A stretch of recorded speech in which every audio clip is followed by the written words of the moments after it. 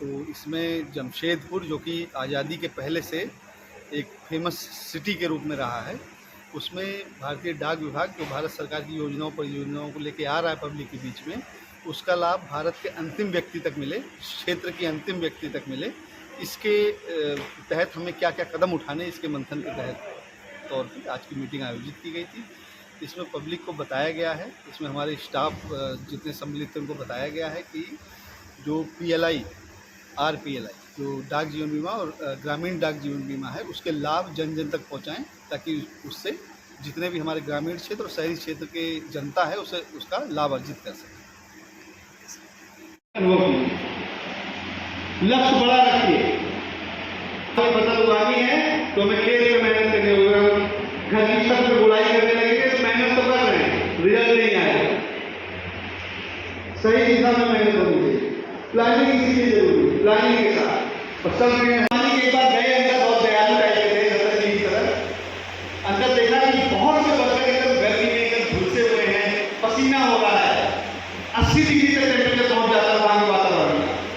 जब लोहा पिघलाया जाता है तो 11,000 डिग्री को पिघलता है, 1 लाख तक टेम्परेचर चला जाता है। बट वो बाहर का टेम्परेचर भट्टी का, उसके बाहर का टेम्परेचर भी 80 डिग्री तक हो जाता है, 90 डिग्री तक हो जाता है। उसमें वर्कर काम करता है। तो उन्होंने कहा कि ऐसा है कि तुम लोगों को मैं देख के बहुत ज़्यादा दुखी हूँ, और तुम लोग ऐसा करो, घर जाओ और हर 1 तारीख को आके तनख्वाह ले लेना। काम करने की जरूरत नहीं है, 1 तारीख को आना, अपनी सैलरी ले लेना। सबने कहा तो बहुत अच्छी बात है। उसमें से एक मजदूर बोला, सर 1 तारीख को आना पड़ेगा, क्या घर भिजवा दीजिए। आराम की कोई लिमिट नहीं है। जब आप आराम करेंगे शरीर से तो शरीर और आराम चाहेगा, और अभी का आराम आपका, आपके फ्यूचर का, आगे का आपका सुख चैन खत्म कर देगा। या तो आज आराम करिए या फिर फ्यूचर में आराम करिए। जैसा बताया गया, जितना वेतन उतना इंसेंटिव। मैं भी धनबाद गया था, एक टिकट रिलीज था, राष्ट्रपति महोदया कर रही थी।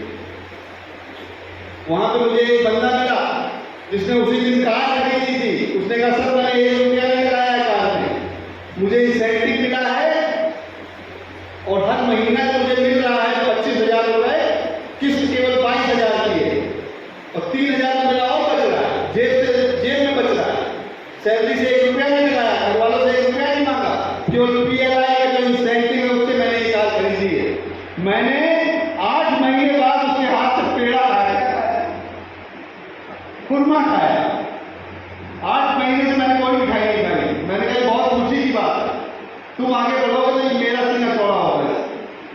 और तुमने 1 रुपया घर से नहीं लगाया, सैलरी से नहीं लगाया, और फिर भी कार खरीदी, सिर्फ एक्स्ट्रा वर्क करके। तो इसको टारगेट की तरह नहीं लेना, जैसा कि सारे सब टारगेट नहीं है, कोई टारगेट नहीं है।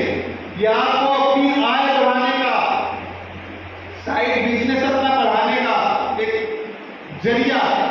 जैसे आप BPM है, BPM के साथ आप दुकान खोल लेते हैं, कोई साइड बिजनेस करने लगते हैं, ठीक उसी तरह जीरो बैलेंस के साथ, बिना किसी निवेश के साथ ये आपको साइड बिजनेस मिल रहा है। जितना करेंगे उतना इंसेंटिव आपकी जेब में जाएगा, हमें नहीं मिलेगा। हमें क्या मिलेगा? हमें एक गर्व की अनुभूति होगी कि झारखंड नंबर 1 पे है, जमशेदपुर देश में नंबर 1 पे है। बस उतने चाहिए, उससे ज्यादा मिलेगा भी। तो ये आपकी इनकम बढ़ाने का साधन है, लेकिन उसके लिए मेहनत करनी होगी। इससे ज्यादा गर्मी लगेगी जितनी आज लग रही है इस हॉल में।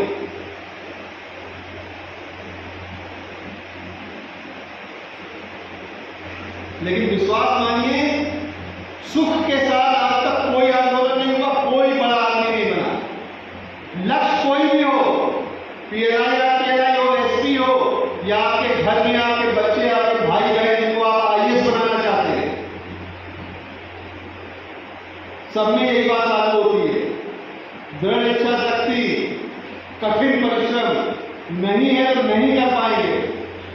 17 लाख लोग एग्जाम देते हैं, जब हमने दिया था तब 17 लाख दिया था, और क्या बढ़ गई। 17 लाख एग्जाम देते हैं, उसमें 350 लोगों का सिलेक्शन हुआ था। बहुत आसान कुछ भी नहीं होता, बहुत आसान होता तो हर घर में आईएएस होता, लेकिन अगर आप चाहेंगे तो हर घर में भी आईएएस हो सकता है। उसका भी एग्जाम्पल है, आप गूगल करिए, जौनपुर में एक माधवपट्टी गांव है, उसमें 75 घर हैं, उस 75 घर से 782 आईएएस और आईपीएस बने हुए हैं। पूरे गांव का एक घर ऐसा नहीं जिससे आईएएस और आईपीएस ना होना। माधवपट्टी गांव नोट कर लीजिए, अभी मीटिंग के बाद गूगल करके देख लीजिएगा, जौनपुर उत्तर प्रदेश। तो हर घर से भी निकल सकता है, कुछ कठिन नहीं, इतना इच्छा शक्ति होनी